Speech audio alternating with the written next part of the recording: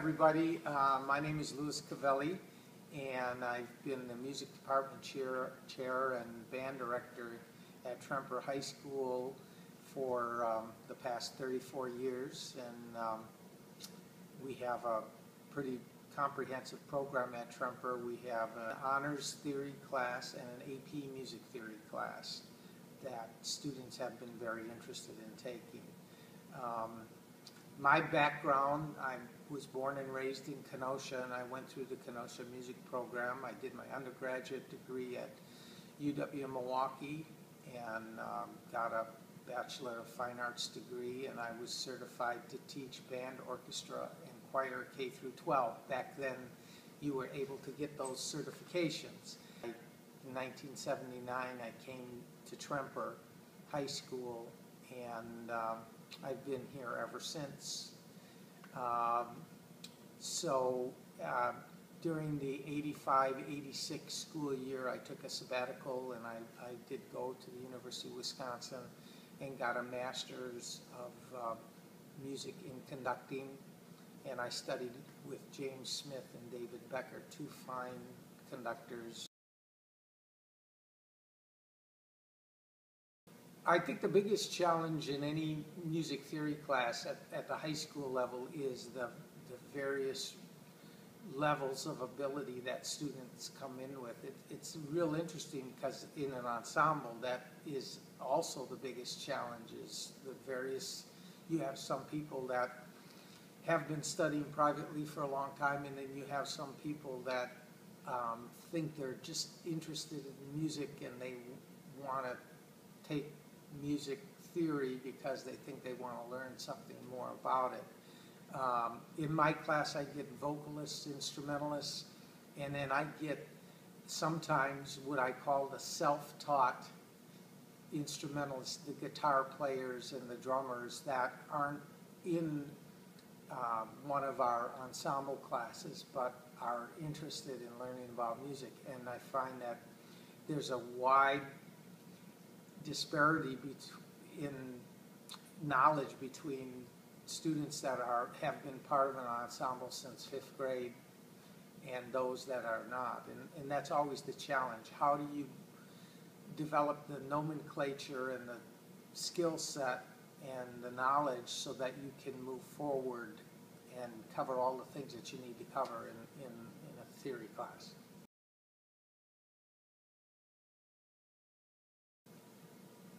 Theory is all about making yourself a better musician. And I approach it that wherever a student is at in class, I just hope that they will get better at oral skills, at harmony, at keyboard harmony, just because there's such a disparity between levels. As long as you realize that theory is about general musicianship and that it's something that you will be practicing or should be practicing the rest of your life, that's what I try to stress. Don't compare yourself to anybody else. You're working on your skill set and you're just trying to get better.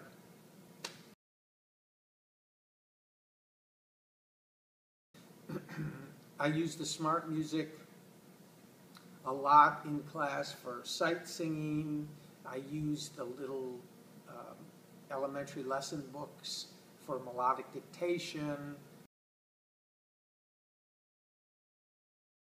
Well, first of all, it's great for students to be able to hear immediately what they've done, especially when you're doing sight singing or any kind of dictation, or you're doing part writing. With smart music, I can put an example for them to sight sing, and I can record it while they're sight singing and immediately play it back for the class, and we can discuss where they did well or where they had a problem and maybe why they had a problem. For part writing, and I'll finale a figured bass line, and just have them do it at their seats, and then I'll have someone volunteer to come on up, and they place the notes and build the notes, and then immediately we can play that. We can play it as many times as we want. They can hear what works and what doesn't work. If there's parallel fifths or parallel octaves, we can hear that. We can see why that's considered a weak progression, and we can work around that. It's just phenomenal to be able to have those tools at our disposal when we're trying to do this kind of work. And then they're also learning how to use Finale and all the wonderful capabilities that music writing program have. So you're teaching a lot of things at the same time.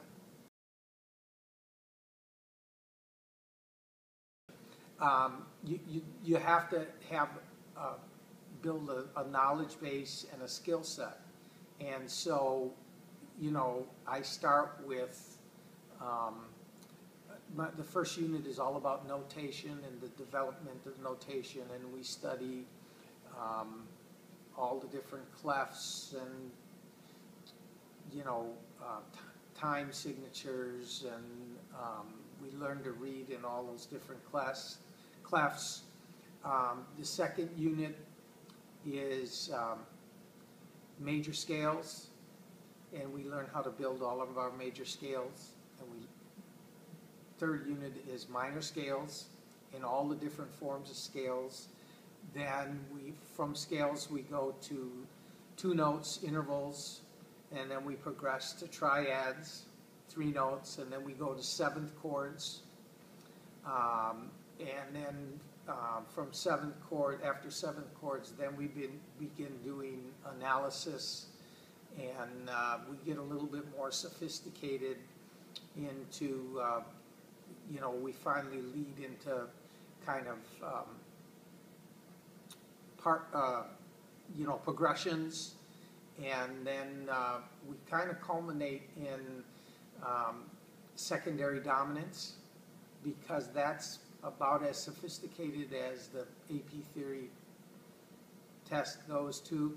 So I have to build all that knowledge base, and it usually takes, pretty much the first semester. That's what we cover in the honors portion of the class.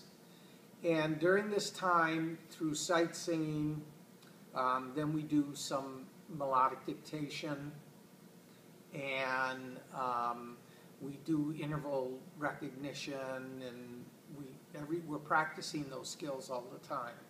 And our sight singing, we do sight singing in class.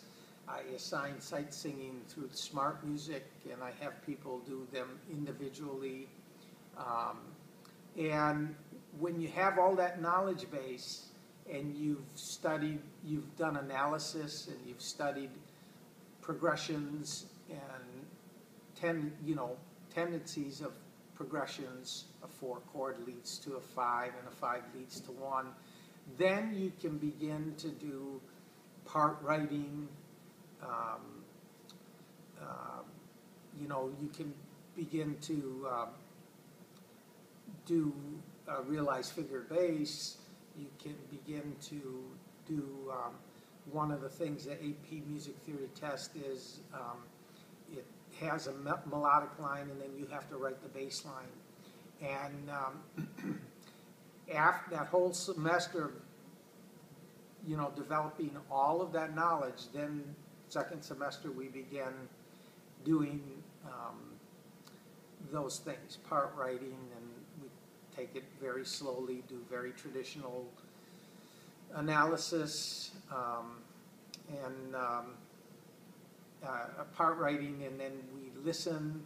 We are able by using Finale, we are able to put things on the Promethean board, and students can see why things work and why things don't work. And it's just a kind of a slow trial and error process until you can build up a student's confidence that they are doing things the right way.